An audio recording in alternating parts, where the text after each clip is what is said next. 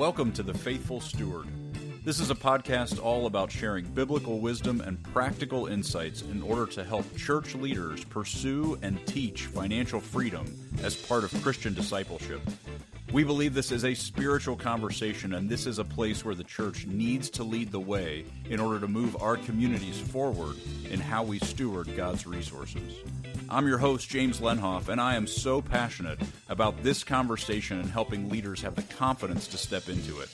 We believe that if we help people thrive financially and grow spiritually, it changes everything. And I am so excited to join you on this journey.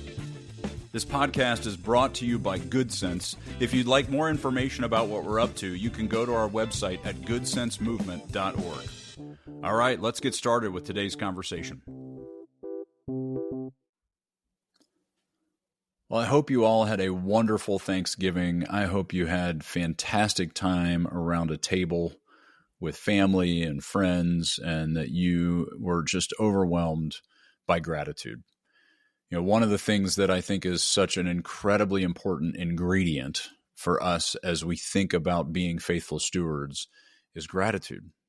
To be in this place of recognizing the unmerited favor and the incredible generosity of our provider, that God loves us so much that he would bless us with all these things that we absolutely don't deserve, and that our response then is to hold them open-handed. And as we transition from Thanksgiving into this chaotic season of Christmas, I wanted to just share with you a quick bonus episode around this concept of Christmas and a question that might help change the way your family engages in Christmas, and maybe share this with some of your congregation as a way to engage them differently in their family's Christmas this holiday season. One of the things that I have found more and more frustrating over time is how early the Christmas conversation is starting. You know, it used to be when I was growing up that sometime in December, Christmas would really kick in, decorations would be up, the stores would be running sales, and all of that made sense. Now, Christmas decorations are up in October, and there's things for sale in the hardware stores, trees and lights and all those things are all up and for sale well before we even get to Halloween. And so we're in this season now where Christmas starts so much sooner, and that materialism and that conversation about how we want Christmas to come together, how we need it to look and feel perfect. We need our kids to be so happy with what they got. It's this mad rush to buy happiness, and I despise it. I hate how much we've turned this season into this self-focused indulgence rather than staying connected to the full beauty of the fact that Jesus saw us, saw you, saw me, saw every human that you interact with as so worthy of rescue, so worthy of unconditional love that he came and died so that we could be saved.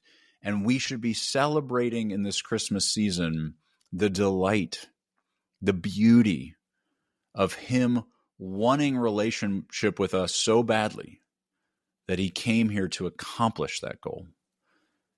And instead, I find that we get sucked into the consumerism and the expression of Christmas that is mostly rooted in retail sales.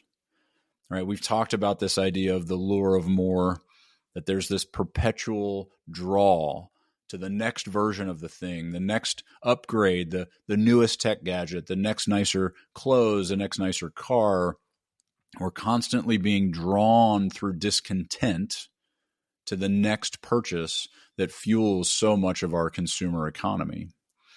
And so I came to the conclusion a few years ago that maybe we've been asking the wrong question.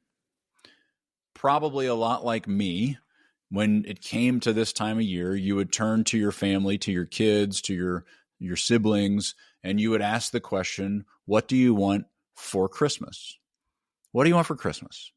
What should I buy you?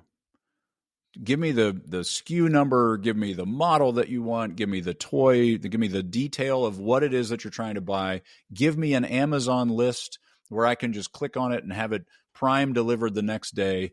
Give me what you want for Christmas so that I can accomplish this task of making everybody happy.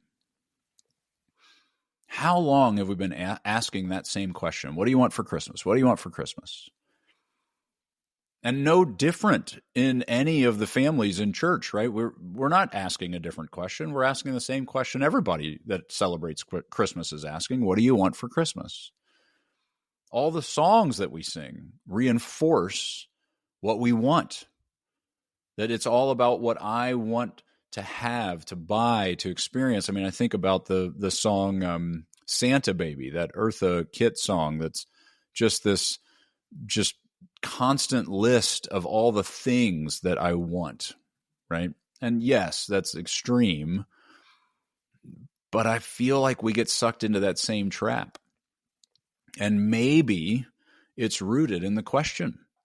If we ask the question, what do you want for Christmas? The person that we're asking, we're telling their brain to go to a list of things. Give me the clothing that you want. Give me the toys that you want. Give me the video game that you want. What do you want for makes us think of items. It makes us think about stuff.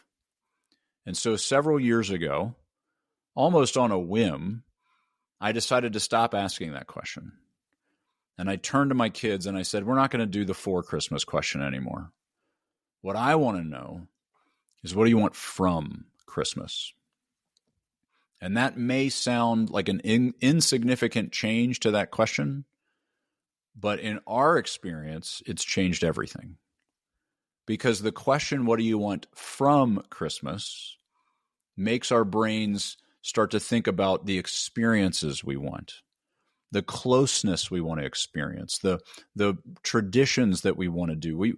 My kids would say things like, I want to go ice skating. I want to have a movie night where we just eat popcorn and watch Christmas movies. I want to go serve in a soup kitchen, or I want to give ourselves away and connect to people in need. I want to do something that matters. I want to have an experience of meaning and close relational connection. That's what I want from Christmas.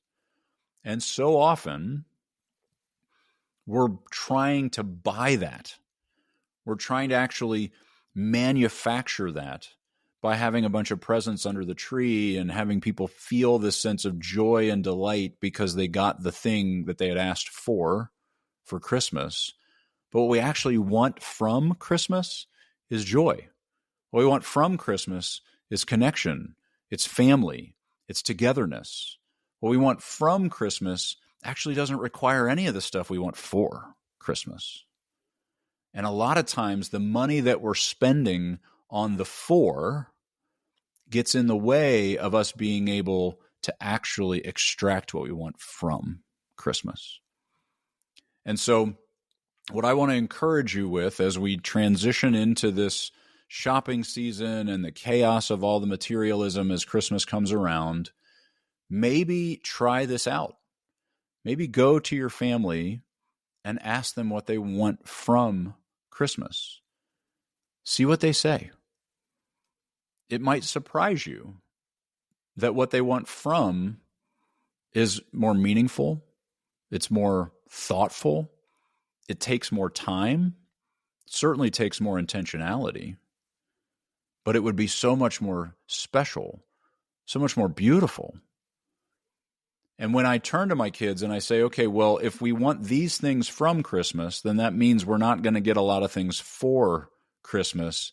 They'll make that trade-off every day. They're like, I don't care. What I really want is this. I want to experience these things. I want to do life together. And I'm willing to give up the material things that don't matter to me in order to get the experience of closeness and intimacy and relational connection and family depth that does. Those are the things that do matter, and I will take those all day long. They're a higher priority. But we've not been asking that question. We haven't opened them up to even that possibility because we're constantly reinforcing that what you want from Christmas is a list of things, because we're asking what they want for. And so open this up, test this out. I have found it to be a beautiful experience to sit around at a dinner table and just ask my kids this question, ask myself this question. What do I want from Christmas? What would that take? What would we have to give up that we normally would spend money on in order to prioritize those things that matter more? What would we do differently? We have discovered in this process, one of the things that we do now is we take a lot of the money that we would have spent on things for, and we go and we pay off layaways at stores where people are trying to get some experience of Christmas. What we want from Christmas is families to have the freedom to be at peace. And so we're buying that with money that we would otherwise bought tech gadgets and clothes and whatever that our kids have said, we can do without that stuff. We're buying donations to causes that we care about. We're engaging in service as we get to the end of the year. We're doing things with our time that we would otherwise be focused on shopping and running from store to store. And instead, we're focusing that time on togetherness, on shared experiences. And that means, the kids know, that means, look, we don't have time to run from store to store and buy this stuff, because we're spending that time ice skating. We're spending that time doing the movie night. And we're spending that time engaging in these other things that you've said you want instead. And so that trade-off is easy to make when it's framed in the context of, I'm going to extract from this season what my heart actually wants from it. And so it has changed everything for us. And I hope it changes a lot for you as well. And if this does turn into a conversation that is life-giving and that is beautiful for you, share it. Share it with your community. Encourage them to have the same conversation. Encourage them to open themselves up to a different framework, to ask a different question. Because if we ask different questions, we get different answers. And we'll end up in a situation where we might find ourselves on the end of this crazy busy season actually being filled up rather than being emptied out, which is a more common outcome, where we feel stressed, we've overspent, we feel exhausted because we're overscheduled, we feel absolutely run down. And what we wanted from the whole season was to be filled up by it. And so let's ask these questions that'll change that outcome and leave us in a position where we enter into next year full, filled up, and ready to just pour out abundance rather than dragging ourselves across the finish line and hoping to recover from the overspending and the chaos trying to buy what we wanted for. Let's actually get what we want from this season this time.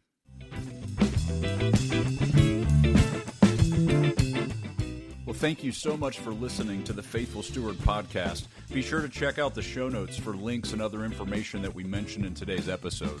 Also, be sure to check out our website at goodsensemovement.org to get all the resources we offer churches to help equip them in teaching financial stewardship to their community. If you have any questions or any topics you want to make sure we cover on our show, you can email me at jameslenhoff@goodsensemovement.org. I'd love to hear from you. I hope you all have a great week. We'll talk to you next week.